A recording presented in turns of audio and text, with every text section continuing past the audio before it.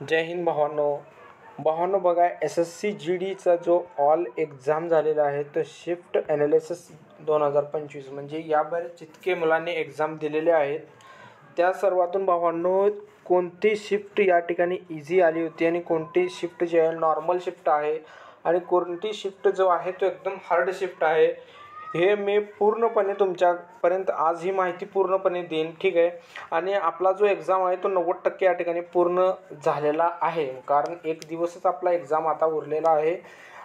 लवकरच आपली जी आहे आता तुम्हाला सर्वांना माहीत आहे की 5 मार्चपर्यंत वेट करा. फक्त 5 मार्चपर्यंत आपली आन्सर की लवकरच येईल. आन्सर की आपली लवकरच येणार आहे आणि या ठिकाणी फक्त 25 तारखेचा एक्झाम जो आहे तो आपला बाकी राहिलेला आहे. हार्ड शिफ्ट आहे तर त्या ठिकाणी बघा हार्ड शिफ्ट असेल तर सरासरी आपण मानलो की 10 ते 15 मार्क या ठिकाणी फिक्स धरा तुम्ही नॉर्मलायझेशन हे तुम्हाला 100% भेटणार आहे. नॉर्मल शिफ्ट असेल तर 7 ते 8 मार्क या ठिकाणी तुम्हाला 100% भेटणार आहेत. प्लस इझी शिफ्ट असेल तर 4 ते 5 प्लस मार्क धरून या ठिकाणी चला भावानं. ठीक आहे. 4 ते 5 मार्क या ठिकाणी तुमचे वाढणार आहेत नॉर्मलायझेशनमध्ये. तरी आपण आजच्या व्हिडिओला चालू करूया की कोणती शिफ्ट जी आहे ती एकदम हार्ड होती आणि तुमचा एक्झाम जो आहे कोणत्या शिफ्टमध्ये या ठिकाणी माझ्या ॲनालिसिसनुसार आलेला आहे ते तुम्ही कमेंटमध्ये मला नक्की सांगा. आणि चॅनलवर जर कोणी आपले नवीन SSC GDची तयारी करणारे जर मुलगा जुडलेला आहे आणि व्हिडिओ बघत असे भावांनो तर प्लीज चॅनलला सबस्क्राईब करा. एखादा लाईक आवडला तर लाईक करा. ठीक आहे. तरी चला मग आपण बघा भावांनो की टोटल एक्झाम जो डेज होता म्हणजे कोणकोणत्या दिवशी आपला एक्झाम झालेला आहे तो 4 तारखेला फेब्रुवारीच्या महिन्यामध्ये पूर्णपणे पार पडलेला आहे फेब्रुवारीमध्ये. तरी 4 तारीख 5 तारीख 6 तारीख 7 तारीख आणि 10 तारीख 11 तारीख 12 फरवरी 13 फेब्रुवारी 17 18 19 20 आणि 21 फेब्रुवारी या ठिकाणी पूर्ण आपला एक्झाम जवळपास एवढ्या तारखेपर्यंत एक्झाम जो आहे आपला पूर्णपणे झालेला आहे. उरली जी तारीख आहे ते 25 तारीख आपली उरलेली आहे. ते बी 1-2 दिवसामध्ये आपलं या ठिकाणी 25 तारखेचा बी पेपर या ठिकाणी कंप्लीट होईल. तरी 25 तारखेनंतर जो आपण सर्वात जास्त त्याचा वेट करतो तो म्हणजे आपली फक्त आन्सर की आल्यानंतर भावांनो 100% या ठिकाणी सगळ्यांचं कळून जाईल की सगळे मुलं जे आहेत त्यांना मार्क कसे आहेत निवड. ठीक आहे. तरी आपण बघू आता इझी शिफ्ट कोणकोणती होती बघा.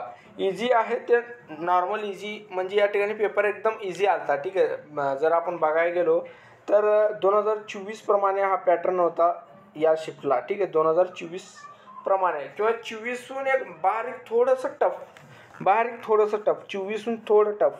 5 तारखेची जी पूर्ण शिफ्ट आली होती भावांनो 5 तारखेची पूर्ण शिफ्ट फर्स्ट सेकंड थर्ड पूर्ण शिफ्ट जी आहे एकदम सोपी होती. यामध्ये तुम्ही 4 ते 5 मार्कच तुम्हाला नॉर्मलायझेशन भेटू शकतात. याच्यावर जाणार नाही. 4 मार्काच्या वर तुम्हाला 3 बी भेटू शकतो 2 बी भेटू शकतो पॉईंटमध्ये बी नॉर्मलायझेशन भेटू शकतो. 6 तारखेची टोटल शिफ्ट जे आहेत ते 7 तारखेचे 7 तारखेची फर्स्ट शिफ्ट फक्त 7 तारीखची फक्त फर्स्ट शिफ्ट एकदम सोपी होती आणि 13 तारखेची फर्स्ट शिफ्ट ही सोपी होती. बाकी इझी शिफ्ट बाकीचे नाहीत. तर बाकी बघू आता आपण याच्याद्वारे जे नॉर्मल शिफ्ट आहेत त्या ठिकाणी इतके नॉर्मल शिफ्ट आहेत भावांनो की जे इझी पण नाहीत आणि हार्ड पण नाहीत. ठीक आहे.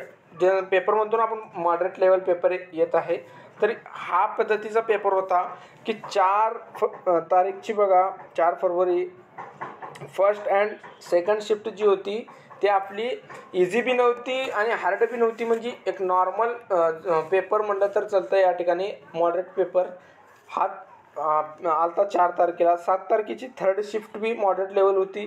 10 तारखेचे ऑल शिफ्ट जितके बी शिफ्ट होते ती संपूर्ण शिफ्ट मॉडरेट होते. 11 तारखेची फर्स्ट अँड थर्ड शिफ्ट 12 तारखेची फर्स्ट अँड थर्ड शिफ्ट 13 तारखेची सेकंड थर्ड 17 तारीखची सेकंड शिफ्ट 18 तारीखची सेकंड शिफ्ट 19 तारीखची सेकंड आणि थर्ड शिफ्ट 21 तारखेची आपण बघू की सेकंड शिफ्ट ही जे आहे ते मॉडरेट लेवल होती आणि 20 तारखेची सेकंड आणि थर्ड शिफ्ट.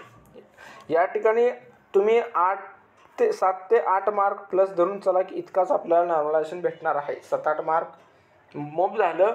7 ते 8 लय बी जर तुम्हाला यामधून जर कोणाची अजून एखादी जर शिफ्ट या पूर्ण या टप्प्यातून जर कोणाची असं बी होऊ शकतो याच्यातून एक शिफ्ट अशी बी निघेल की या सर्वांतून एक सर्वात जास्त हार्ड असेल त्याला चुकीनं म्हणजे तो हार्ड असल्यामुळं ॲव्हरेज जो आहे या शिफ्टांचा ॲनालिसिस केल्यानंतर की तो जर निघेल तर त्याला 10 पण मार्क भेटू शकतात. ठीक आहे, याच्यामधून ज्याची अवघड जाईल ना सर्वात त्याला 10 पण नॉर्मलायझेशन हा भेटू शकतो.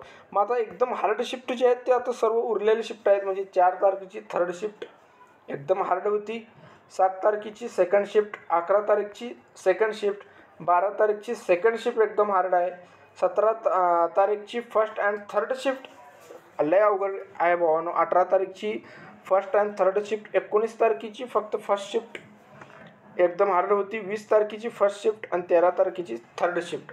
ह्या पेपर जो आहे या शिफ्टला एकदम अवघड आलेला आहे. बाकी तुम्ही म्हणसाल की नाही अहो मला बी हार्ड आलता असं तसं, तुमच्या म्हणण्यानं काय होत नाही. मग तुम्ही कुठं ना कुठं तुम्ही चुकला असाल किंवा बाकी पोरांना तो जर पेपर सोपा गेला आहे, फक्त तुम्हाला जर पेपर तो अवघड जात असेल तरी मग तुमच्या म्हणण्यानं काय नाही होणार. ठीक आहे, तरी आपण बघू की आता या ठिकाणी जे आता आपण पूर्ण पद्धतीने बघितलेलं आहे की जी कोणती शिफ्ट हार्ड होती आणि कोणत्या शिफ्टला जे आहे ते इझी होती आणि नॉर्मल कुठली शिफ्ट होती. त्या हार्ड शिफ्टला भावांनो 10 ते 15 मार्क तुम्ही धरून चला, 10 ते 15 प्लस 100% तुम्हाला नॉर्मलायझेशन भेटणार. ठीक आहे, भेटणार म्हणजे भेटणार 100%. आणि मी जी कट ऑफ सांगत होतो ती 130मुळे पोरं खूप नाराज आहेत की 130 जाणार नाही भाऊ, तू काय पण व्हिडिओ बनवतो वगैरे वगैरे. तरी भावांनो आपण बघितलं असाल की मागच्या ज्या भरती होती त्याच्यामध्ये भावांनो आपल्याला मागची जो भरती गेली भावांनो त्यामध्ये बघितलं असाल की 22 नंबर देखील आपला जो आहे तो नॉर्मलायझेशन गेलेला आहे 22 नंबर प्लस. ठीक आहे, आपल्या महाराष्ट्रातच कॅन्डिडेट होता 22+ नंबरचा.